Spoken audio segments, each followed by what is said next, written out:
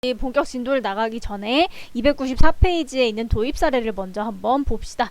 롯데닷컴의 유통정보 시스템 하면서 소개를 하고 있는데, 롯데닷컴은 지금 없어지고 롯데온으로 전부 통합이 다 됐죠, 그죠? 여러분들 원래 사용하시던 그 롯데닷컴 어플이 더 이상 작동을 하지 않는다라는 걸 어느 순간에 쓰시는 분들은 느끼셨을 겁니다. 그래서 롯데온으로 해서요, 롯데와 관련된 모든 계열사, 롯데 홈쇼핑이라든지 그리고 이제 롯데닷컴이랑 엘롯데랑 뭐 기타 등등등이 다 하나의 어플로, 그리고 하나의 사이트로 다 통합이 됐습니다.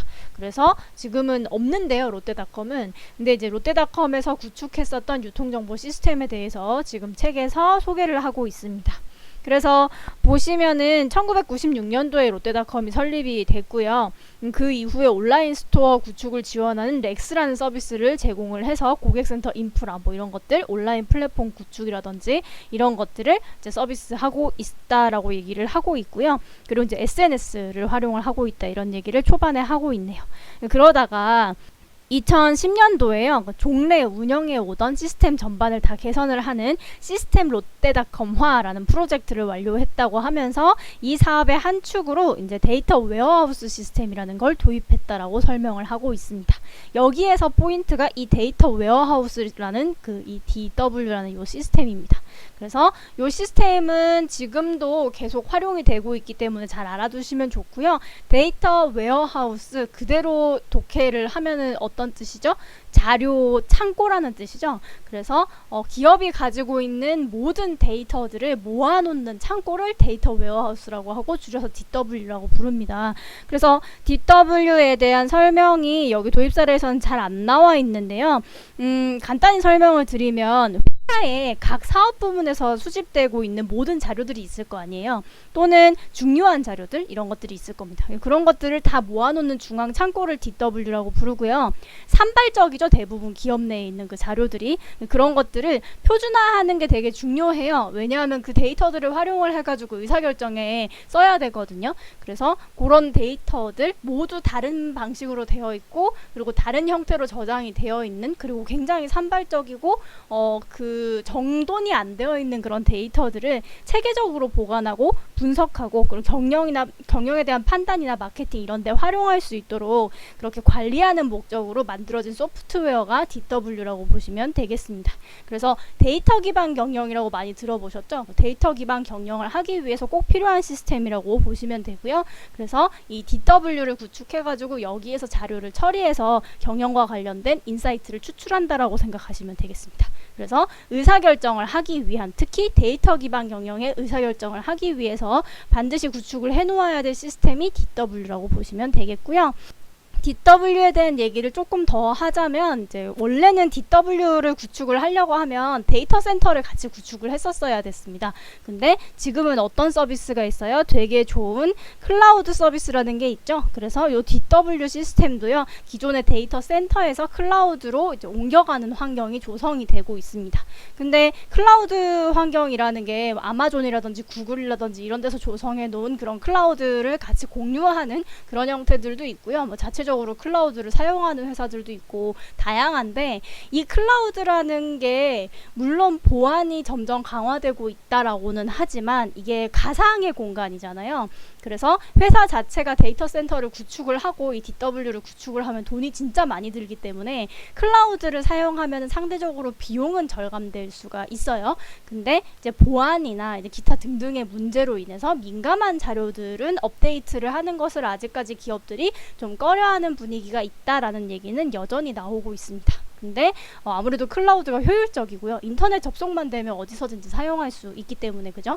그래서 그런 민감한 정보들, 민감한 고객 정보들이라든지 회사 기밀이라든지 이런 정보들 외의 것들을 클라우드로 이관하는 작업들을 먼저 하고 있는 걸로 알고 있습니다. 그래서 이런 데이터베이스를 저장해 놓는 데이터 웨어하우스, 그리고 클라우드 기반의 데이터 웨어하우스, 이런 것들을 기업들이 사용을 해가지고요, 데이터, 그 수많은 자료들을 처리를 하고 있고, 그리고 이 DW가 초반에는 자료를 막 모아가지고 정리해주는 기능 정도만 해주는 소프트웨어였다면, 요즘에는 여기에 뭐가 추가가 됐어요? AI가 추가가 됐죠, 그죠? 그래서 이 인공지능 기반의, 그리고 빅데이터 기반의, 요즘은, 예전에는요 그 DW를 관리할 때 어떤 게 발생을 했냐면 그 다크 데이터라는 게 발생을 했었습니다. 네, 다크 데이터가 뭐냐면요, 버려지는 데이터를 다크 데이터라 그래요. 쓸데없는 정보라든지 아니면 이제 활용할 수 없는 정보,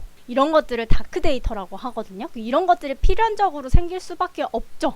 근데 이제 요즘에 데이터량이 워낙에 많고요. 수집할 수 있는 경로도 진짜 많죠. 온라인으로 옮겨간 것도 있고 대부분이 신용카드를 다 사용을 하시고, 그리고 모든 결제가 그래서 현금 결제가 아니라 대부분이 이제 기계를 통해서 결제가 진행이 되기 때문에, 그리고 현금으로 진행을 하더라도 모두 포스기를 사용을 하잖아요. 그래서 정말 데이터가 양이 많습니다. 그래서 이제 그게 AI나 빅데이터 기술이 발달을 하기 전에는 이제 그런 데이터 중에 대부분이 버려졌다라고 생각을 하면 되는데, 지금은 이런 버려지는 데이터들까지 유용하게 활용할 수 있는 방법이 있다면 훨씬 더 정교한 경영을 할 수 있기 때문에 그런 부분들을 만져주는 AI 빅데이터, 그리고 자료 자체를 굉장히 정교하게 자동으로 관리하는 그런 시스템이 만들어지고 있습니다. 그리고 필요성도 대두가 되고 있고요. 그래서 계속 이 DW 기술은 발전을 하고 있고요. 그리고 세계는 없는 얘긴데, 역시 DW가요, 요즘에는 이제 창고의 개념에서 호수의 개념으로 넘어가고 있습니다. 이 DW가 어디로 넘어가냐면 데이터 레이크로 넘어가고 있어요. 호수죠. 호수는 어때요? 모든 곳에 있는 물줄기가 모여가지고 호수로 들어오죠. 바다는 계속 흘러가는데 호수는 고이잖아요. 모이죠. 그래서 데이터 레이크라고 하면은, 창고는 내가 이렇게 집어넣어서 쌓아놓는 곳이 창고라면, 이 데이터 레이크는 이 모든 물줄기들이 다 모여가지고 고이는 곳이라는 뜻입니다. 그래서 이런 다크 데이터가 이제 생기지 않게끔 모든 데이터를 활용할 수 있게 다 모아놓고 그것을 이런 AI 빅데이터 기술과 더해가지고요, 자동으로 처리하면서 자료를 관리해주고, 그리고 필요한 인사이트를 제공해줄 수 있는 그런 형태로 소프트웨어들이 진화하고 있다라는 걸 같이 알아두시면 좋겠습니다. 그래서 뭐 여기에 대해서는 DW에 대해서 지금 설명은 하고 있는데요. 당연히 뭐 매출 상승이나 고객 만족도에는 기여를 할 거고, 그리고 실시간 업무 정보 파악하는 것도 당연히 될 겁니다. 그리고 리포팅 처리 속도가 되게 빠르다라고 얘기를 하는데, 이때 기준으로 빠른 거고요. 지금은 뭐 당연히 빨라야죠, 그죠? 그래서 뭐 처리 속도에 대한 부분은 뭐 지금은 말해 뭐해고요. 그리고 뭐 뒤에 이렇게 쭉 넘어가시면서 한번 읽어보시면 돼요. 이게 2012년 자료거든요. 그래서 무려 8년 전 자료이기 때문에 뭐 지금은 여기서 얘기하는 거에 상상도 못할 만큼 기술이 많이 발전을 했죠. 그래서 제가 이제 설명해드린 요런 틀, 기본적인 틀 안에서 데이터 웨어하우스가 뭐다, 그리고 데이터 웨어하우스가 AI와 빅데이터를 만나가지고 어떻게 진화하고 있다, 그리고 클라우드 기반의 DW가 발생을 했다, 그리고 DW가 데이터 레이크로 진화를 하고 있다, 이런 부분들, 그리고 다크 데이터라는 게 과거에는 있었는데 이런 다크 데이터까지 살려서 자료를 조금 더 정교하게 관리할 수 있는 그런 기술들이 발전하고 있다, 이렇게 이해하시면 될 것 같고요. 이런 DW 기술을 쓰는 거에 대해서 즉각적으로 감이 잘 안 오실 수 있어요. 그죠? 그래서 되게 쉬운 예를 하나 말씀을 드리면, 가장 초창기에 그 DW 기술을 월마트가 썼었는데요. 이 월마트가 DW 기술을 구축하고 알아낸 바가 맥주와 기저귀의 상관관계에 대한 분석이 있습니다. 이게 뭐냐면, 아버지가 그 자녀의 기저귀 심부름을 좀 자주 가지 않습니까? 엄마는 집에서 아기를 봐야 되니까. 그렇게 가면 반드시 상점에서 기저귀를 사면서 맥주를 같이 사신다라는 거예요. 그래서 그것을 이제 이 데이터 웨어하우스에 있는 그 고객들의 정보를 기반으로 해가지고 분석을 해냅니다. 그래서 이제 기저귀 옆에다가 맥주를 진열해 놓기 시작을 했고, 당연히 매출이 상승했죠. 그래서 그런 부분들이 데이터 기반 경영이고요. 데이터 기반 마케팅이고, 그런 것들을 백업해주는, 지원해주는 그런 소프트웨어가 DW라고 생각하시면 되겠습니다.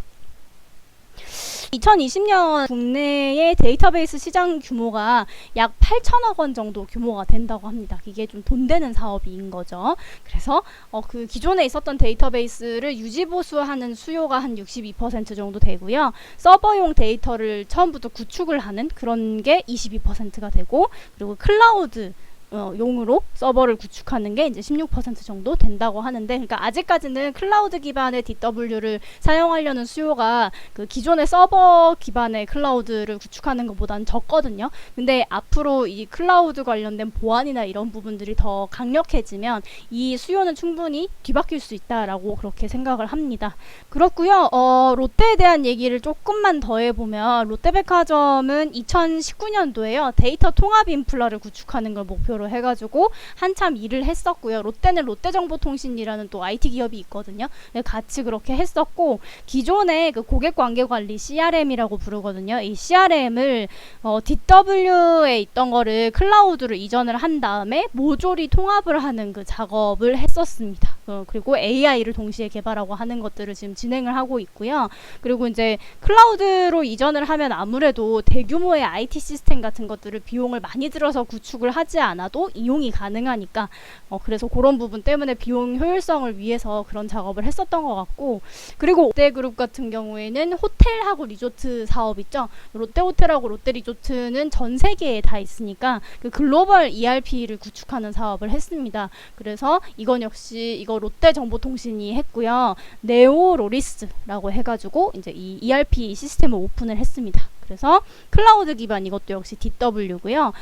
비즈니스 인텔리전스하고 기업 정보 시스템 이런 것들을 제공을 하는 통합적인 그 전자문서 시스템이라고 보시면 되겠죠. 이런 것들도 일종의 정보 시스템으로 활용을 하고 있는, 경영 정보 시스템으로 활용을 하고 있는 그런 툴들이라고 보시면 되겠습니다.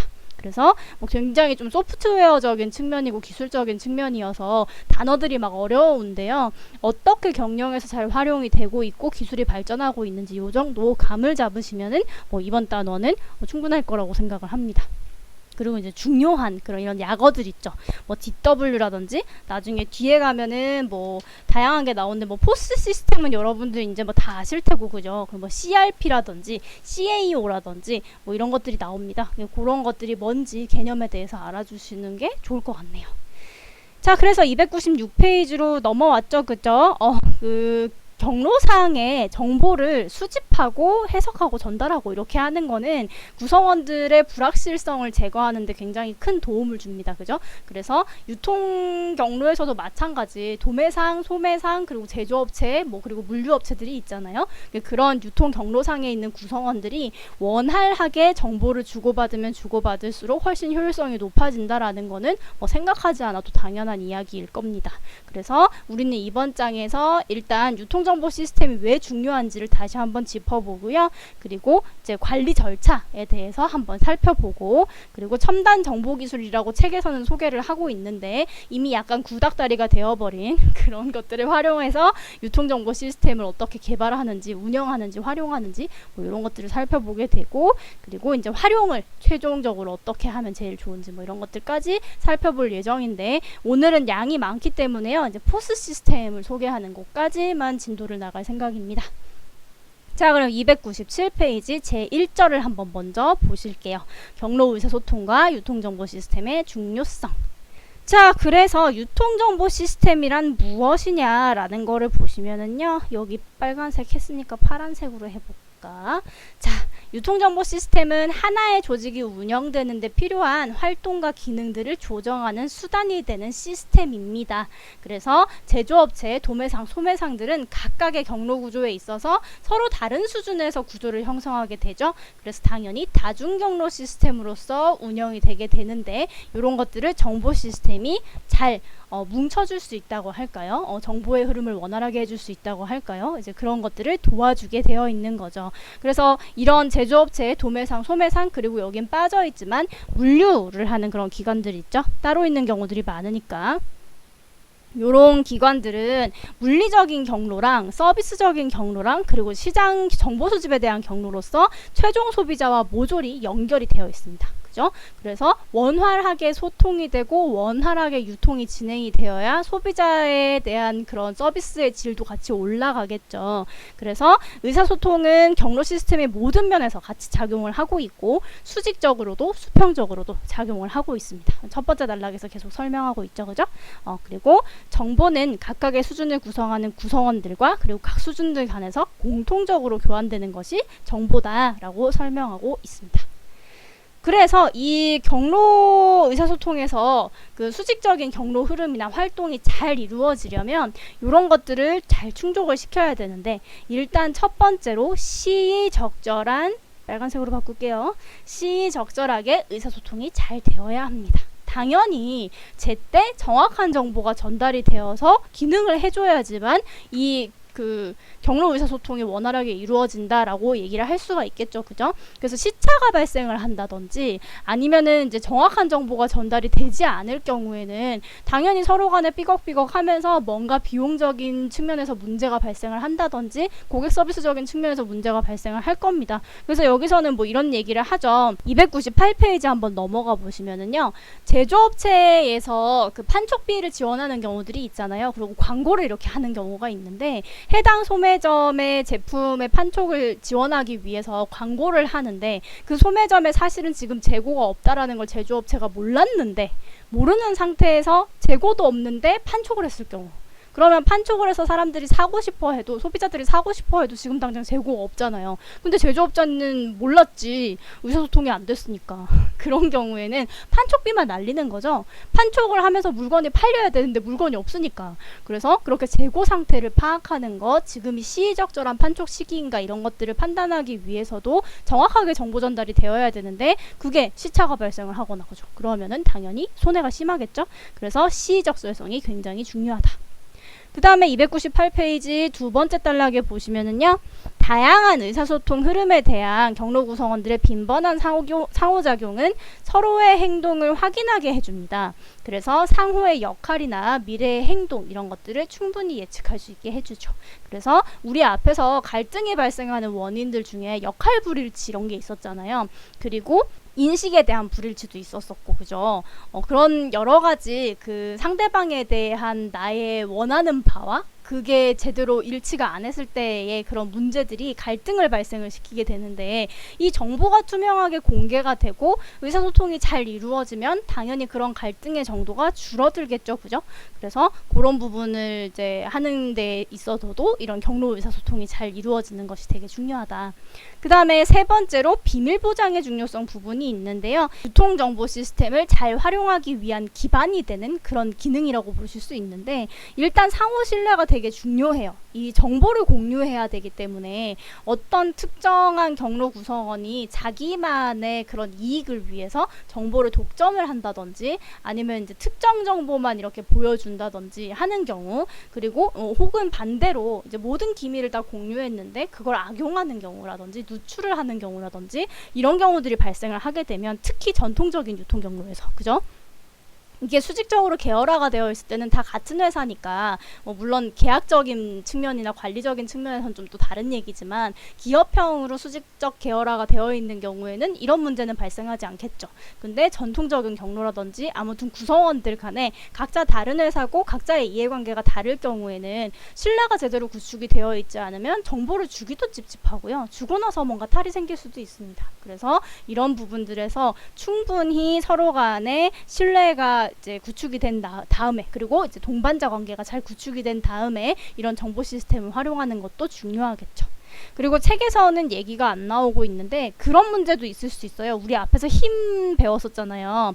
이 힘 같은 경우에 보면은 협상력에 서로 차이가 나지 않습니까? 힘이 있고 없고에 따라서. 그러다 보면은 이런 정보 시스템을 함께 공유하는 상황에 있어서도 힘이 센 사람이 굉장히 위협적으로 이런 정보들을 무조건 나에게 상납해라, 공물을 바쳐라, 이런 식으로 너의 정보를 무조건 나에게 헌납해라, 이렇게 좀 위협적으로 나오면서 힘을 이렇게 강권력 같은 것을 활용을 하는 경우에는 당연히 갈등도 발생을 할 수가 있고, 유통경로 같은 경우에도 제대로 움직이지 못하겠죠. 그래서 그런 부분들도 비밀 보장의 중요성에 더해 가지고 그런 공정성들 있죠. 그런 것들을 잘 챙기는 것도 이런 유통경로의 정보 시스템이 잘 운영이 되는데 중요한 내용이 될 수 있을 겁니다. 그 다음에 마지막으로 메시지를 오해하는 주요한 요인이 잡음이라는 것, 이것을 잘 기억하고 있어야 된다. 그래서 과도한 정보들을 되게 난해하게 전달을 하게 되면 상대방이 이해를 잘 못하겠죠. 그리고 이런 정보를 도대체 나한테 왜 주는 건가 하는 거에 대한 그런 목적성이 정확하게 있어야지만 상대방이 거기에 따라서 어떤 행동을 취할 텐데, 그런 것들을 잘 관리하지 못하면 이 정보가 아무리 많이 흘러봤자 소용이 없다라는 겁니다. 그래서 과도한 정보가 난해하게 전달되지 않게끔 소프트웨어 같은 기술들 있죠. 앞에서 얘기했었던 그런 다양한 DW 기술이라든지 아니면 AI라든지 이런 것들을 사용해서 정리를 잘 해서 목적성에 맞게 상대방에게 정확하고 간결하게 전달을 해서 이런 노이즈를 최소화할 필요가 있다라는 얘기입니다. 그래서 AI 기반의 데이터 관리 기술의 발전이 필요한 이유가 여기에 있다라고 볼 수 있죠. 그리고 빅데이터 세계가 되면 될수록 훨씬 데이터량이 많아지니까 처리하기가 힘들거든요. 그래서 이런 빅데이터를 정리하는 그런 기술들이 발전할 필요성, 이런 것들도 여기에 있는 거죠. 그렇습니다. 그래서 그렇게 보시면 되고요. 뒤에 보면은 요런 표가 하나 나오는데 이게 그 자동 확인기라는 기술입니다. 그래서 보시면은 전자적인 메커니즘을 사용을 해가지고요. 이제 메시지에 있어서 잡음이나 기밀 누설 그리고 오해를 감소시킬 수 있는 그런 수단으로 사용할 수 있다라는 얘기인데, 수기로 작성하는 것보다 이게 낫다라는 얘기인데, 요즘에 수기로 작성되는 게 그런 막 되게 중소기업이나 소기업 외에 많은가요? 라는 거에 대해서는 지금 좀 물음표예요. 그래서 이건 약간 시대에 뒤떨어진 얘기긴 한데, 이 자동 확인 기술이 너무 당연하기 때문에 이걸 이제 써야 된다라고 얘기를 하는 건 너무 옛날 얘기죠, 그죠? 그래서 이런 기술들이 지금 사용이 실제로 되고 있고, 그리고 이제 자동 확인 기술들의 예시를 이렇게 얘기하고 있는데, 여러분들이 생소할 만한 게 바코드는 아시죠? 요렇게 찍찍찍찍찍 이렇게 돼 있는 거. 그래서 포스 기계에서 이렇게 그 바코드 찍는 기계 여러분들 다 아시죠? 삑삑삑 하면 이제 해당 그 제품의 정보가 다 이렇게 올라가잖아요. 그 바코드고, OCR이라는 거는요, 여러분 거기 책에 나오는 게 광학 문자 인식기라고 얘기를 하는데, 요거는요 그 바코드하고 유사한 건데 글자를 인식하는 게 OCN이에요. 그래서 그 세금 고지서 있죠. 공공요금 고지서, 여러분들 자취하는 친구들 왜 수도세 고지서하고 가스요금 고지서 같은 거 받으시잖아요. 근데 여러분들은 이 광학 판독기를 볼 일이 잘 없으실 것 같은 게, 다 요즘엔 핸드폰으로 납부를 하시죠. 그래서 그거를 지로용지를 들고 은행에 가실 일이 없잖아요, 그죠? 근데 지로용지를 들고 은행에 한번 가보시면, 궁금하신 친구들은 그 들고 한번 가보세요. 가면 거기 광학 판독기로 그걸 찍어요. 근데 이제 문제는 여러분 그게 기계에서 되잖아요, 요즘에는. 그래가지고 그 광학 판독기를 이렇게 찍는 거를 눈으로 제대로 보고 이런 거구나 라고 하시려면은 창구에 가셔야 된다라는 것이. 네, 그리고 요즘에는 그런 광학 판독기를 쓰기보다는 컴퓨터를 어떻게 할 것 같은데, 저도 요즘에 지로용지 들고 은행을 안 가봐서 잘 모르겠긴 한데, 그 지로용지에 보면은 거기 이제 그 고유 번호 같은 게 적혀 있잖아요. 그거를 광학 판독기로 이렇게 삑 찍으면은요, 그 숫자라든지 글자를 인식을 해가지고 그것과 관련된 또 처리를 하고 데이터를 넘기고 하는 일들을 할 수 있게 합니다. 그리고 이제 여권 같은 거 있죠. 여권 이렇게 해가지고 인식을 시키면은 여러분들 성함하고 여권 번호하고 이런 것들이 인식이 되잖아요. 그런 것들도 역시 모두 광학식 문자 판독기라고 생각을 하시면 되겠습니다. 영수증에도 있는 경우가 있고요. 근데 가장 대표적인 게 이제 세금하고 공공요금 고지서입니다. 지로용지 들고 가서 창구에서 하면 보실 수 있습니다. 그 다음에 자기선은 그 여러분들 카드 뒤에 있는 마그네틱 선 있죠. 그게 자기선이고요. 무선 주파수 표식 장치, 이거는 지금 책에서는 이게 RFT라고 지금 얘기를 하고 있는데, 요즘에는 RFID 기술이라고 더 얘기 많이 하죠. RFT 기술보다 최근에서 사용되는 기술이 RFID 기술인지 아니면 RFT랑 RFID 기술이 같은 얘기인지는 제가 네이버를 아무리 뒤졌습니다만 알 수가 없습니다. 그래서 RFT를 치면 거의 아무것도 안 나와요. 근데 그게 이제 RFID랑 연관성이 있다라는 건 사전을 한참 뒤지다가 찾았는데, 그냥 RFID 기술이라고 생각을 하시면 되겠네요. 이게 이것도 역시 바코드하고 비슷한 기능을 하죠. 근데 바코드는 갖다 대야 찍히잖아요. OCR도 갖다 대야 찍히고 자기선도 긁어야 찍히죠. 근데 RFID는 좋은 게 뭐예요? 먼 거리에서도 찍히죠. 그래서 이 RFID 기술이 가장 많이 지금 사용되는 게 화물 추적 하는 부분 있죠. 그리고 재고가 이렇게 이동하는 그런 것들, 그 제품이 만들어져 가지고 출고가 되기까지 이제 어느 정도의 공정 단계에 갔는지 이런 것들도 RFID 칩이 옛날엔 비쌌었거든요. 근데 요즘엔 이게 싸니까 이거를 제품마다 다 부착을 하는 거예요. 그래가지고 이제 이런 그 재고라든지 여러분들 그 택배 추적하는 거 있잖아요. 그것도 전부 RFID 기술로 하고 있거든요. 그래서 그런 식으로 이제 멀리서도 그냥 판독기만 있으면 이게 어디를 지나가고 있는지에 대한 위치가 정확하게 파악이 되기 때문에 네, 그런 측면에서 RFID 기술이 앞으로도 많이 활용이 될 예정입니다. 그래서 RFID 알아두시고요. 그 다음에 스마트 카드는 여러분 그거예요. 그 IC 칩 붙어있는 여러분들 카드 있죠. 지금 카드 발급받으면 다 IC 칩 붙어있잖아요. 그게 스마트 카드입니다. 그래서 IC 칩이 붙어있는 그 전자식 카드, 그게 스마트 카드다. 그래서 이런 것들 사용하면은 네, 당연히 상대적으로 이제 기계가 다 알아서 읽어가지고 정보를 처리하는 거니까 사람이 수기로 처리하는 것보다는 당연히 정확하겠죠. 그리고 지금 이 표에는 없는데 거기 299페이지에 그 마지막 줄 좀 보시면은 시각인식기기라고 해서 머신비전이라는 얘기가 나와요. 머신비전이 시각인식기기라고 부르는 경우는 거의 없고요. 그냥 머신비전이라고 부릅니다. 이 기술요, 컴퓨터 비전하고 그 같은 개념인데 컴퓨터 비전이 더 큰 개념이고요. 머신 비전은 기계에다가 이 그 시각적인 기술을 달면 머신 비전이라고 부르는 거고, 어쨌든 이게 컴퓨터 비전의 일환인데 이거 어디서 들으셨어요, 여러분?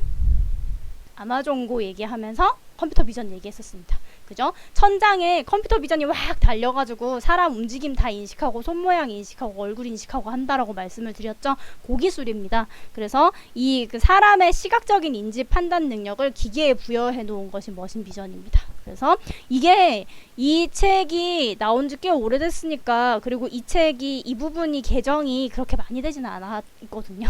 그 전반보다. 그래서 그렇게 생각하면 이 머신 비전이라는 기술이 생긴 지는 꽤 오래됐다라는 느낌이 드시죠. 근데 이게 딥러닝 기술이 발전을 하고 AI 기술이 급속하게 발전을 하면서 이제 머신 비전이랑 컴퓨터 비전 이런 것들을 활용할 수 있는 기회가 훨씬 늘어났다라고 생각을 하시면 되겠죠. 그리고 이 머신 비전을 제조업체에서는 어떻게 사용하냐면 불량품 찾아낼 때 있죠. 그럴 때 머신 비전 활용 많이 합니다. 그래서 품질 관리할 때 많이 쓰고 있습니다. 그래서 이런 자동 관리 기술들이 있다. 자동 확인 기술들이 있다. 자, 그러면 300페이지 한번 넘어가 보실까요? 300페이지 제2절 유통정보 시스템의 설계, 소프트웨어적인 측면 한번 보시겠습니다. 유통정보 시스템을 우리가 설계를 할 때 어떤 단계를 통해서 설계를 해야 될까라는 이야기인데, 보통은 이런 시스템 설계를 유통업체에서 자체적으로 하는 경우는 많지 않죠. 저렇게 대기업인 경우에는 롯데정보통신 같은 게 계열사로 있으면 그 계열사가 하죠. 그리고 아닌 경우 뭐 중소기업이나 이런 애들은 오라클이라든지 뭐 우리나라의 더존이라든지 이런 데서 ERP 시스템 같은 거를 판매하고 있거든요. 그래서 그런 이제 개발업체들한테 돈을 주고 솔루션을 사다가 사용을 합니다. 근데 그런 솔루션들을 만들 때, 그리고 그게 유통정보 시스템일 때 그것을 어떤 것들을 중점적으로 해서 단계별로 설계해야 되는지에 대해서 우리가 이론적으로 한번 배워보자라는 거죠. 자, 그래서 일단 1단계에서 먼저 해야 될 거는요, 핵심 의사결정 영역을 확인하는 겁니다. 한마디로 얘기하면 목적을 먼저 확인해야 된다라는 겁니다. 그래서 이 경로 시스템을, 이 정보 시스템을 왜 구축을 하는 건가? 우리가 그것을 통해서 어떤 의사결정을 하기 위해서 이런 시스템을 설계하는 건가 하는 그 목적이 정확해야지만 거기에 맞춰서 시스템을 설계할 수 있을 거 아니에요. 그죠? 그래서 두 번째 줄에 그렇게 설명하고 있죠. 그 정보 시스템이 제공할 수 있는 그 정보의 영역을 확인하는 것이다. 그래서 이 영역을 확인해 놓으면 또 좋은 게 뭐예요? 나중에 성과 평가를 할 때 지표가 생기죠? 그래서 요 목적을 명확하게 해야지만 우리는 무조건 플랜 2 하고 나서 C 해야 되잖아요. 그리고 피드백 시켜서 더 좋은 시스템 만들어야 되죠? 그래서 성과 평가하기 위해서도 특히 목적을 정확하게 설정하는 것이 1단계에서 중요하다. 그 다음에 두 번째 단계로 한번 넘어가 보시면은요, 의사결정이 이루어지는 각 수준이 확인되어야 된다라고 얘기를 합니다. 이것은 정보 제공의 범위를 어디까지 할 것인가 하는 것을 확인하는 단계라고 보시면 되겠습니다. 그래서 정보 시스템을 구축을 했는데 그게 꼭 경로 구성원 전반에게 다 제공이 되어야 되는 시스템은 아닐 수 있잖아요. 그래서 이 시스템을 같이 공유해야 되는 그런 이제 그 경로의 구성원들이 어떤 구성원들까지인가라는 걸 확인해야 된다라는 겁니다. 그래서 어떤 경우에는 자사만 공유를 해야 되는 그런 정보 시스템을 만들어야 될 경우도 있을 거고요. 그리고 우리하고 제조업체하고만 공유할 수 있는 그런 정보 시스템이 필요한 경우도 있고, 그래서 그 범위를 정확하게 해야지만 쓸데없이 정보가 유출이 된다든지 하는 경우들이 없겠죠. 그렇게 하고 그 다음에 세 번째 단계로 넘어가 봅시다. 세 번째 단계에서는 이제 정보를 드디어 확인을 하네요. 그죠? 그래서 시스템에 제공해줘야 되는 정보의 목록을 확보해서 설계할 필요가 있다라고 얘기를 하는데, 요즘에는 빅데이터 시대이기 때문에 있는 정보, 없는 정보 다 때려 넣는 것이 대세입니다. 그죠? 그래서 아까 다크 데이터가 발생하지 않게끔 거의 데이터 레이크 수준으로 지금 진화하고 있다라고 말씀을 드렸는데, 예전에는 정보를 처리할 수 있는 능력이 그렇게 크지 않았었죠. 그래서 정보가 너무 과도하면 속도도 안 나왔었고, 그리고 그거를 분석을 하는 것도 너무 힘들었었고 하기 때문에 필요한 정보들만 골라가지고 추려내는 그런 것들을 위해서 이제 먼저 이제 이렇게 설계를 하는 게 되게 중요했었던 건데, 요즘은 기술이 발전을 하다 보니 최대한 많은 정보를 다 때려 넣어가지고 거기에서 중요한 인사이트를 추출해내는 것이 중요한 시대가 됐죠. 그래서 이 부분은 뭐 요즘에는 조금 다른 측면으로 흘러가고 있다라고 생각하실 수 있겠네요. 자, 그리고 네 번째 단계로 넘어가면은요, 누가 누구에게 어떻게 그 정보를 제공해야 되는지를 확인하는 겁니다. 한마디로 업무 분장하는 단계입니다. 이거는 이게 뭐 우리 회사끼리만 공유하는 시스템이면 그 회사 안에서 어떤 부서에서는 어떤 정보를 올려주고 뭐 이런 것들에 대한 결정을 해야 되잖아요. 그리고 특히 이렇게 경로 구성원들 간의 시스템을 같이 공유하는 경우에는 소매업체가 뭐 제조업체한테 줘야 되는 정보는 이런 것들이 있고, 뭐 도매상이 소매상한테 줘야 되는 정보들은 이런 것들이 있고 하는, 서로가 필요한 정보, 그리고 반드시 제공해 줘야 될 정보, 이런 것들을 잘 확인해 가지고 분담해 줄 필요가 있겠죠. 그렇게 안 하면 정보가 제대로 공유가 안 돼가지고 어느 누군가는 불편한데, 뭐 그거 나한테 달라고 한 적 없잖아, 이런 식으로 나오면 또 갈등이 발생할 수도 있고, 그리고 정보 시스템을 구축한 의미가 없겠죠. 유용한 정보를 같이 활용하려고 이런 시스템을 구축을 한 건데, 그죠? 그래서 정보를 제대로 제공을 하는 것도 이제 업무 분장이 잘 되어야 된다라는 이야기. 그리고 맨 마지막 단계에서는요, 지속적으로 개선을 해야 된다. 그래서 불확실성을 좀 제거시킬 수 있는 점이 있는가, 그리고 현재의 정보를 보완할 수 있는 어떤 또 새로운 프로그램은 없는가, 이런 것들을 확인하면서 지속적으로 프로그램을 개선할 필요가 있다. 그런 이야기고요. 요즘에는 아까도 계속 말씀드렸다시피 빅데이터화가 됐고요. 그리고 자동 솔루션화가 많이 되어 있어가지고요. 그래서 네, 점점 더 정교해지고 있다라고 생각을 하시면 되겠습니다. 근데 뭐 권한을 부여한다든지, 그죠? 특정 정보에 대한 권한을 부여를 한다든지, 아니면 이제 어떤 정보를 제공해 달라라고 이렇게 요청을 하거나 하는 부분들에 있어서는 여전히 유효한 단계들이 있네요, 그죠? 그래서 이렇게 이해하시면 되겠고, 자, 그러면 이제 CRP라는 지속적인 상품 보충이라는 이제 그런 시스템이 나오는데요. 얘가 근데 갑자기 여기서 왜 등장하는지 잘 모르겠어요. 제 생각에는 뒤에 가서 CAO랑 같이 나와주면 참 고마울 텐데, 갑자기 뜬금없이 여기 CRP가 나오는데, 이 CRP에 대해서 빨리 소개하고 싶었나 봅니다. CRP는요, Continuous Replenishment 프로그램, 그래서 지속적인 상품 보충 프로그램을 CRP라고 부릅니다. 그래서 CRP는 이렇게 설명하죠. 상품은 소비자 수요에 기초해서 유통 소매점에 공급하는 방법으로 이것을 풀 방식이라고 한다라고 얘기를 하죠. 당기는 거죠, 그죠? 소매점이 가지고 있는 정보를 가지고요, 제조업체나 공급업체가 소매점에게 제때 물건을 갖다 줄 수 있도록 이렇게 유도하는 겁니다. 그래서 풀 방식이라고 얘기를 하고, 그래서 기존에는 유통 소매점에 재고가 있음에도 불구하고 상품을 공급을 했었어요. 이것을 푸시 방식이라고 얘기하죠. 제조업체나 아니면 도매상이 이제 그냥 제때제때 제품을 공급하기만 하면 된다라고 생각을 했었기 때문에 소매점의 판매 상태는 그때그때 다를 수 있잖아요. 근데 우리 앞에서 재고 관리 배우셨었지만 기억나세요? 앞에서 그 경제적 주문량 뭐 이런 얘기하고 재주문 시점의 재고 모델 뭐 이런 얘기를 하면서 계산하는 방법을 알려드렸었잖아요. 그게 정보 시스템이 생겨나기 전에는 당연히 굉장히 불확실했었겠죠, 그죠? 대충 이쯤 되면 한 이 정도 팔리지 않을까, 내지는 아니면 이제 그 주문하는 시점이 이 재고를 보충하는 그런 리드 타임에 맞춰가지고 뭐 어느 정도는 들어와야 되니까 물건을 이때 주문한다던가 뭐 이런 식이었었잖아요. 그런 식으로 하면은 재고가 과잉될 수도 있고 어떨 때는 솔드아웃이 될 수도 있고 그런 부분들을 확실하게 예방을 하기는 힘들겠죠. 근데 요 CRP 시스템이라는 걸 구축을 해가지고 요거를 포스 시스템이랑 특히 연동을 이렇게 시켜 놓으면은요, 이 소매상의 재고가 실시간으로 줄어드는 그런 모습들이라든지, 그리고 이제 재고가 어떤 시점에서는 어느 정도 빨리 줄어들고, 이게 뭐 시즌에 따라서 아니면은 뭐 요일에 따라서 줄어들거나 뭐 가만히 있거나 하는 그런 정도가 달라질 거 아니에요. 그리고 소비자의 정보들을 분석을 해가지고 어떤 소비자가 어떤 특정 시간대나 어떤 특정 요일에 더 많은 제품을 구매를 한다든지 이런 것들에 대한 정보가 쫙 쌓이게 되면 이거를 이제 지속적으로 정보를 이렇게 뷰잉하고 있으면서 제조업체라든지 아니면 이제 중간상들이 소매상이 필요할 때 알아서 이제 재고를 그때그때 눈치껏 갖다 놓는 그런 시스템이 가능해지게 됩니다. 그래서 그것을 가능하게끔 하는 그런 프로그램이 이 CRP 프로그램이라고 생각하시면 되겠습니다.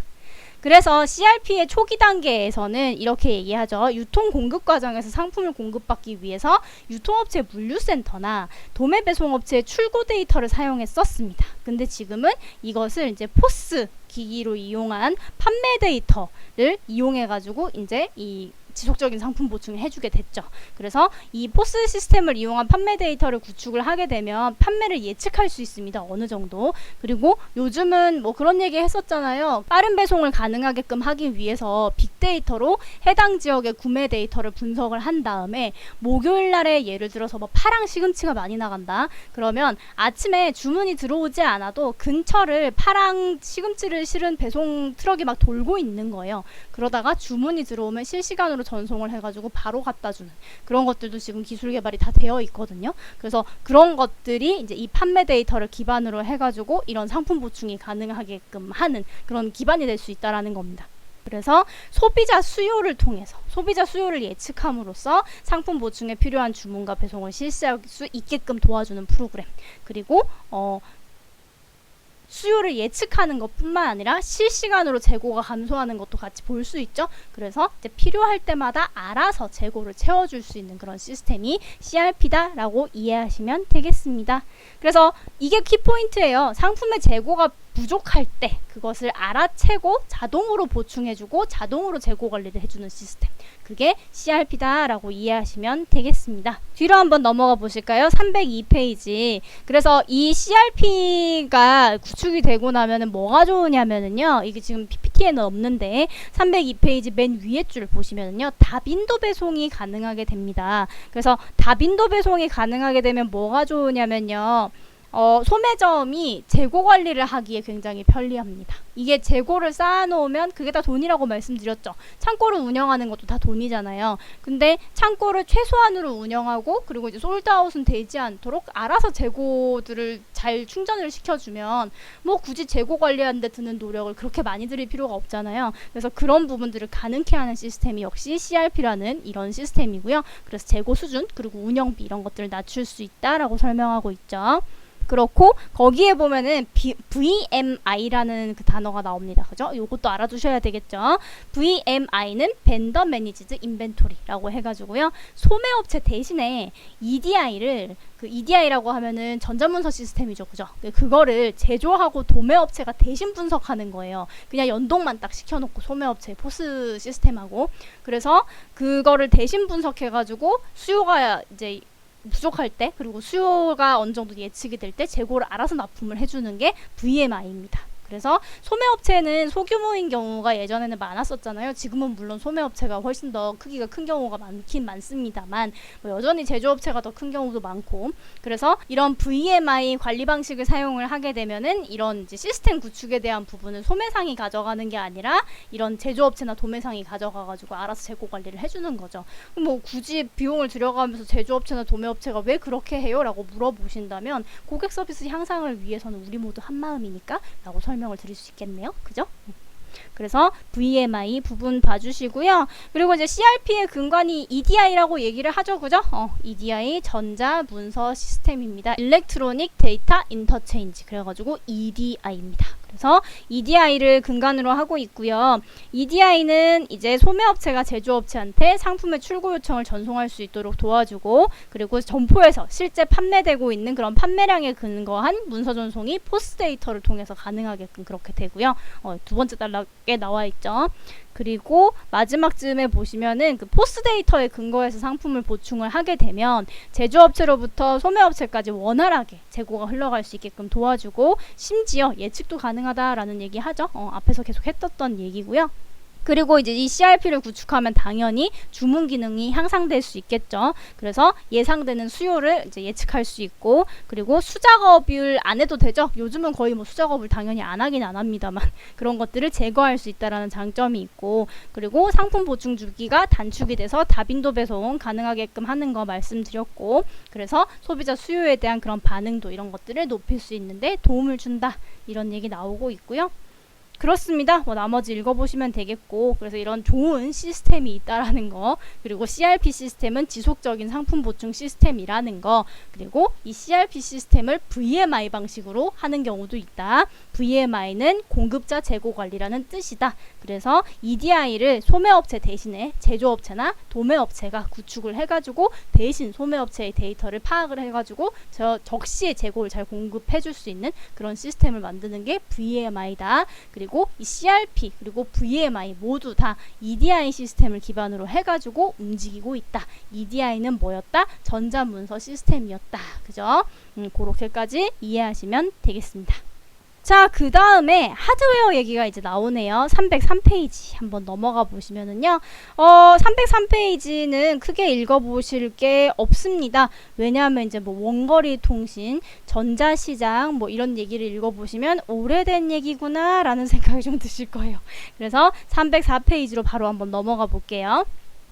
표 11-2가 나오죠. 지금 PPT 화면에서도 보이고 있는데, 이것도 보시면은요, 그 기술 영역이 이런 것들이 생겼다라고 얘기를 하는데, 여러분, 비디오 텍스가 뭔지 아세요?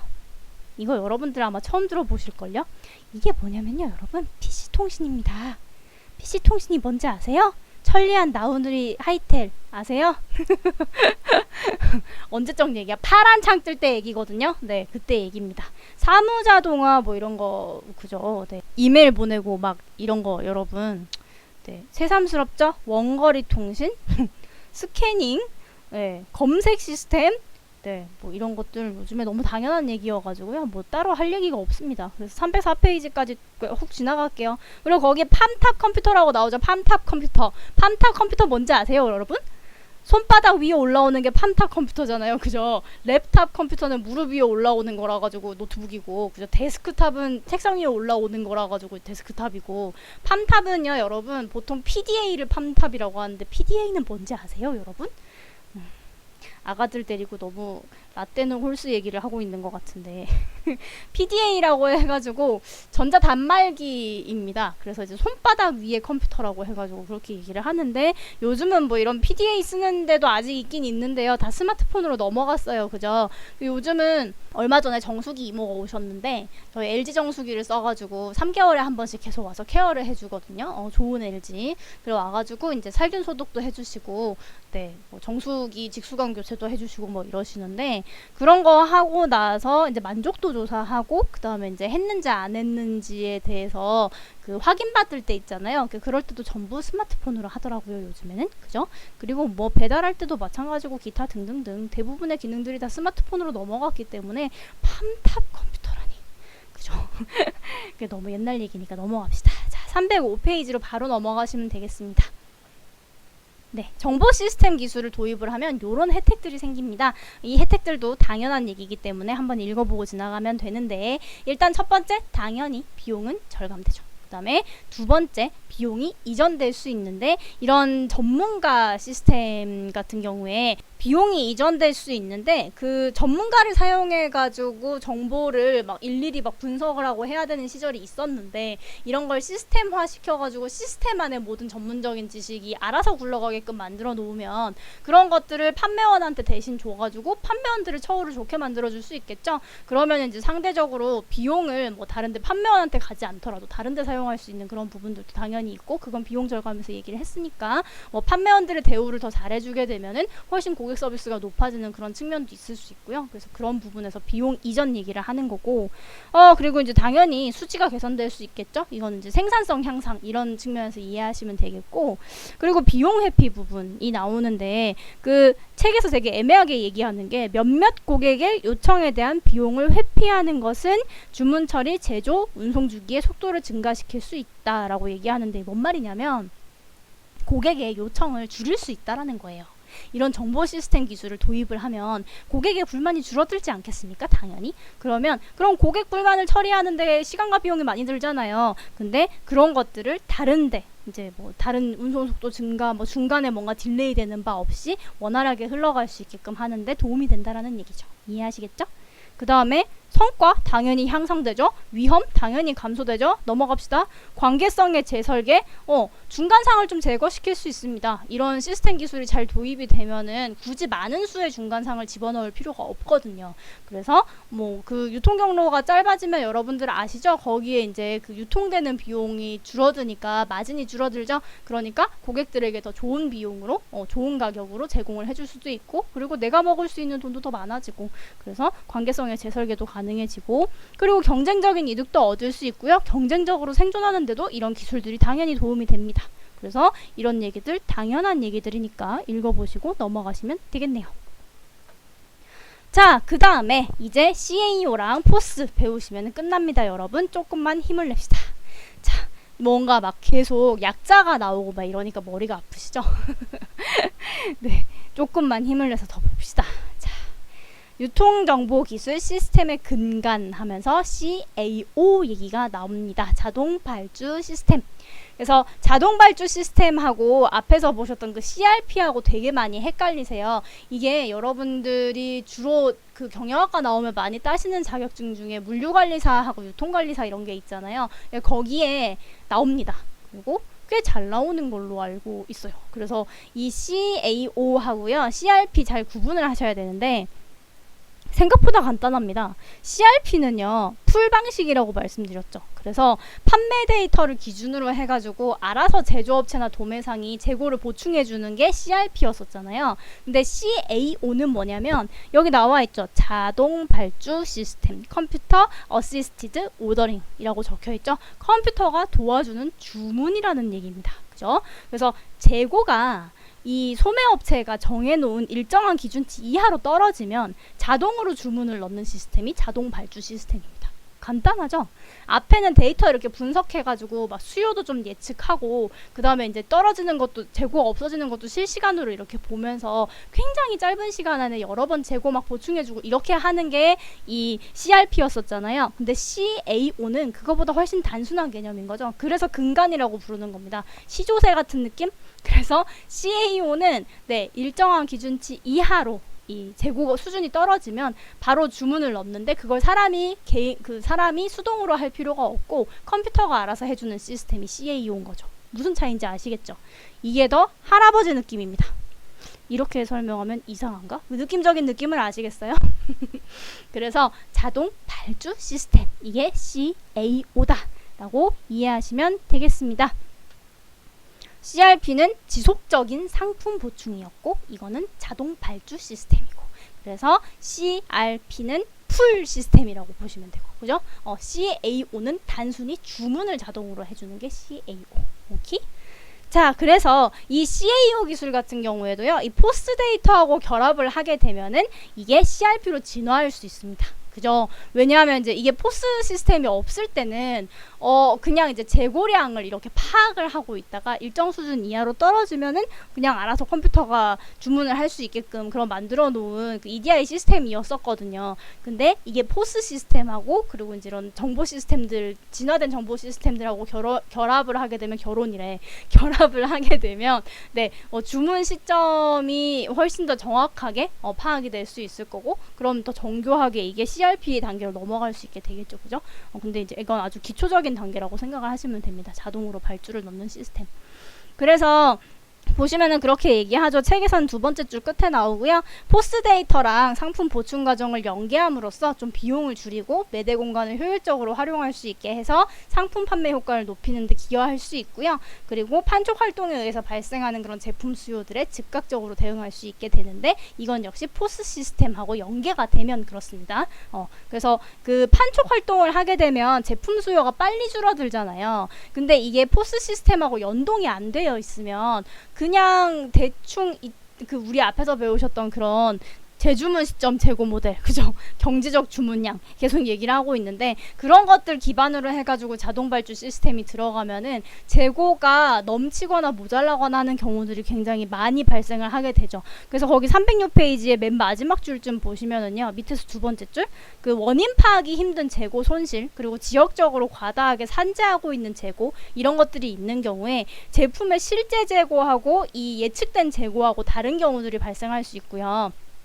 이게 요즘엔 포스 시스템이랑 모든 게 다 자동화가 됐기 때문에 재고 예측이 이렇게 잘 안 된다라는 게 거의 있을 수 없는 일이지만 이게 그 시초적인 그런 입장에서 봤을 때는 이런 경우들도 발생을 할 수 있다라는 겁니다. 그래서 이런 자동 발주 시스템이 개발이 되었지만 이게 이런 포스 시스템과 그리고 최근에 발전된 정보 시스템과 결합이 됨으로 인해서 훨씬 더 정교해지고 이 CRP하고 결합이 되면서 더 좋은 형태의 그런 재고 관리 시스템으로 발전할 수 있었다라는 점, 뭐 그런 것들을 이해하시면 되겠습니다. 나머지는 한번 읽어보시면 됩니다. 그래서 그 마지막 단락에 306페이지 마지막 단락에 첫 번째 줄, 두 번째 줄 보시면 그 얘기 하죠. 자동 발주 시스템이 성공적으로 구현이 되려면 실제 상품의 판매량과 보충 상품의 필요 수량 차이를 효과적으로 관리하는 게 되게 중요하다라고 얘기를 하잖아요. 그죠? 그래서 이런 것들을 뭐 예전에는 당연히 뭐 정교하게 관리를 할 필요가 있었는데 뭐 요즘엔 그것도 전부 자동화가 됐으니까 그렇게 이해하시면 되겠습니다. 그래서 주되게 여러분들이 구분하셔야 되는 거는 CRP하고 CAO의 차이, 그죠? 그리고 CAO가 포스 시스템과 결합해서 발전을 하게 되면 이제 CRP 단계까지 진화할 수 있다라는 거 그렇게 이해해 두시면 되겠습니다. 네, 그렇고요. 거기 307페이지에 보시면은 네, VAN이라는 게 나오는데 벤이라고 부르죠. 그래서 이게 그 부가가치 통신망이라는 뜻인데요. 이거는 대충 무슨 말인지 아시죠? 이거 그 통신 사업자가 운영하는 전용 회선을 임차해가지고요. 그 신용카드 조회 이런 통신하는 서비스. 그래서 여러분들 이제 신용카드 단말기 있는 그런 업체들은 이 VAN 서비스, 이제 벤 서비스를 사용하고 있다라고 보시면 되거든요. 제로페이 같은 경우도 그 QR 코드 찍어가지고 결제하는 그 시스템이 그 벤으로 이어져 있는데. 그거 처음에 제가 기억하기로는 계약할 때 제로페이 자체가 그 수수료가 없잖아요. 그리고 정부에서 운영하는 거고 막 이렇다 보니까 벤사에 가는 수수료도 진짜 적었거든요. 그래가지고 이거를 하는 게 오히려 손해다 막 그래가지고 벤사들이 꺼려하고 했었던 기억이 나는데 뭐 KT나 이런 애들 이런 거 사업합니다. 그래서 뭐 그런 얘기다라는 것도 같이 알아두시면은 뭐 읽다가 이 벤이라는 단어가 뭔지 모르면 이게 뭐야 라고 생각하실 것 같아서 이것도 참고로 같이 알려드립니다. 자, 포스로 한번 넘어가 봅시다. 포스 기계는 여러분들 뭐 알바 해보신 분들은 다 만져보셨죠? 알바를 안 해보신 친구들도 계산하실 때 그 계산하는 사람 앞에 있는 그 기계가 다 포스 기계입니다. 그래서 포스 기계에서 이제 수집하는 데이터의 두 가지 종류에 대해서 지금 얘기를 하는데 그리고 포스가 뭐의 약자냐면 포인트 오브 세일 데이터입니다. 그래서 판매 시점 데이터를 수집하기 위한 기계가 포스 기계입니다. 간단하죠? 그래서 이 포스 데이터의 그 활용 방안에 대해서 보실 건데 데이터는 두 가지 종류로 수집이 됩니다. 점포 관련된 데이터하고요. 패널 관련된 데이터 이렇게 두 가지로 나누어져 가지고 수집이 되는데 점포 데이터는 말 그대로 해당 점포에서 어떤 품목이 가장 많이 팔렸고 수량은 얼마나 나갔고 가격은 어떻게 판매되고 있고 그리고 판촉은 어떻게 진행이 되고 있는지 이렇게 점포별로 나오는 데이터가 있고요. 패널 데이터는 개인 데이터예요. 그죠? 각 가정 단위라고 얘기하는데 개인 단위로 구매한 품목의 수량이나 가격 뭐 이런 것들에 대한 자료입니다. 그래서 뒤로 한번 넘어가 보실까요? 패널 데이터는 각 개인 단위로 수집이 되고 당연히 점포 데이터는 점포별로 수집이 되니까 점포 데이터는 그 같은 점포를 운영하고 있는 사람들끼리 뭐 공유가 되면서 관리가 될 수도 있을 거고요. 그리고 이제 본사 입장에서는 그 점포들이 어떤 부분에서 취약한지 이런 부분 파악하고 그리고 이제 이 점포는 어떻게 해서 잘 되고 이 점포는 어떻게 해서 못 되는지 그런 것들을 토대로 해가지고 마케팅이라든지 아니면 경영에 활용할 수 있을 거고 뭐 그런 거고 패널 데이터는 개인별로 수집되는 각 소비자들의 그런 정보이기 때문에 알짜배기 정보죠, 그죠? 이런 것들을 가지고 어떤 분석을 할 수 있냐, 이런 분석을 할 수 있다라는 겁니다. 시장 세분화하는데 활용할 수 있고요. 그리고 시장 가격이 어느 정도 분포되어 있는지도 패널 데이터를 통해서 알 수 있습니다. 그리고 광고 효과, 판촉 효과 이런 것들 확인할 수 있고요. 새로운 상표가 어떻게 진입하는 게 좋은지 이런 것들도 이제 반응을 일일이 분석을 할 수 있기 때문에 이런 것들도 확인할 수 있고 그리고 광고가 노출되고 신제품의 시험 구매가 어떻게 이루어지는지 이런 것들도 당연히 알 수 있겠죠. 그리고 시장 점유율 예측하고 뭐 이런 것들도 다 가능합니다. 그래서 이 데이터는 많으면 많을수록 좋기 때문에 재난지원금 관련해가지고 그죠? 그 신용카드 회사들 판촉 엄청 했던 거 아시죠? 뉴스 보신 친구들은 아실 텐데 그건 역시 이런 긴급 재난지원금 같은 것들이 주어졌을 때 이런 국가에서 주는 꽁돈이 주어졌을 때 사람들이 그걸 어디다 쓰는지가 굉장히 좋은 데이터가 될 수 있거든요.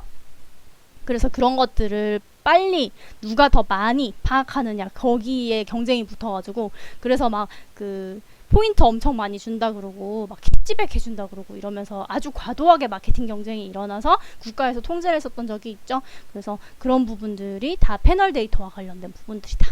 그리고 ABC 분석에 대해서 얘기하는데 그 체인점들이 쓰는 아주 원시적인 방법인데요. 판매율에 따라서 품목을 A등급, B등급, C등급으로 분류하는 거예요. 그래서 C에 해당하는 품목은 취급을 안 하는 겁니다. 그런 식으로 아주 간단한 분석을 하는 것도 할 수 있습니다. 그래서 나머지 읽어보시면 되고 포스 데이터를 활용하니까 당연히 소매상들이 힘이 세지죠. 그래서 포스 데이터는 이렇게 정교화가 되는데요. 일단 첫 번째 단계는 데이터를 집계하는 거고 두 번째로는 이제 이것을 데이터에 접근할 수 있도록 시스템화 시키는 겁니다. 그러고 나면 그걸 가지고 모형화 시키는데 우리가 마케팅은 과학이라고 하거든요. 마케팅은 모델링이 이제 생명이에요. 그래서 그 마케팅 변수랑 변수 간의 효과에 관련된 그런 인과관계 이런 것들에 대한 것을 공식화해가지고요. 통계 프로그램을 돌려가지고 확인을 합니다. 그래서 이런 것들 모형화라고 얘기를 하고요. 그래서 뭐 우리 논문 쓸 때 뭐 독립변수, 종속변수 이렇게 해가지고 독립변수가 종속변수에 정의 영향을 미치는 부의 영향을 미치는가 뭐 이런 것들을 확인을 하거든요. 그래서 그런 것들 모형화 시킨다라고 얘기를 하고 그래서 데이터를 가지고 이렇게 모형화 시켜서 확인을 하고요. 그리고 이제 자동화된 데이터를 검색을 해가지고 이런 의사결정들이 좀 더 편리하게 사용할 수 있도록 분석하고 구조화하고 이런 것들은 소프트웨어가 가지고 있는 기능이죠. 그래서 모형화를 시키면 그것에 대한 데이터 분석은 알아서 해주고 그리고 나면 이제 결과가 나오겠죠. 그게 실제로 제대로 작동을 할 수 있는지 시뮬레이션 해보는 단계까지 이렇게 하면은 이제 이 데이터를 활용해 가지고 그 정교화를 시킬 수 있는 그런 이제 시스템적인 측면이 여러분들이 이해를 하실 수 있을 겁니다. 그 다음에 마지막으로 나오는 게 여러분들 데이터 분석 능력을 배양할 필요가 있다라는 이야기. 그래서 롯데에서 빅데이터 관련해 가지고 채용을 진행을 했었거든요. 그래서 그 경영학과 친구들도 마찬가지고 조금 어려우시겠지만 그 사회조사 분석사 같은 거 있잖아요. 그리고 이제 데이터 분석 기술사 이런 거 있거든요. 준데이터 분석 기술사 이런 거부터 시작을 하나? 아무튼 데이터 관련한 자격증들이 요즘에 좀 있어요. 그래서 그런 것들을 따놓으시면은 취업을 하시는데 아마 도움이 되지 않을까라는 생각이 듭니다. 사회조사 분석사는 저도 땄는데요. SPSS를 다뤄야 된다라는 게 조금 생소하게 느껴질 수 있을 것 같기는 한데 SPSS가 일단 공부를 해놓으면 크게 그렇게 어렵지는 않거든요. 그리고 뭐 통계학과 친구들이나 이런 친구들은 뭐 다 하실 테니까 그죠? 그래서 안 그래도 통계학과하고 수학과가 주로 뽑혔다고 합니다. 그 빅데이터 관련해가지고는. 그래서 앞으로는 이런 데이터를 처리하는 쪽으로 좀 특화를 시키면은 먹고 살기 좋지 않을까라는 생각이 좀 들더라고요. 이 빅데이터 관련된 기술이라든지. 우리가 뭐 공대 친구들은 그렇겠지만 우리 같이 상대나 인문대 친구들은 그런 뭐라 그래야 되지? 뭐 프로그래밍이나 AI 기술이나 이런 것들을 습득하기는 사실 쉽지 않잖아요. 그래서 가장 제가 봤을 때 쉽게 접근할 수 있는 거는 데이터가 아닐까 싶은데 앞으로 데이터의 중요성은 점점 더 커질 겁니다. 그래서 과거와는 정말 뭐 비교도 할 수 없게끔 점점 더 커질 거고요. 그리고 데이터의 양도 점점 방대해지고 있고 아마 5G 시대가 되면 더더욱이 그럴 겁니다. 이게 뭐 세탁기부터 시작해가지고 에어컨, 냉장고 모든 게 다 그 초시대에 뭐 이렇게 하면서 광고하잖아요. 그게 다 인터넷으로 연결이 될 거고 당연히 자동차 연결될 거고 이렇게 되면 사람이 하루 동안 무슨 짓을 하는지가 다 데이터화 될 거거든요. 그 어마어마한 데이터를 잘 분석해서 거기에서 필요한 정보를 속아낼 수 있는 그런 능력들, 그런 것들이 앞으로의 사회에 되게 중요하지 않을까라는 생각을 합니다.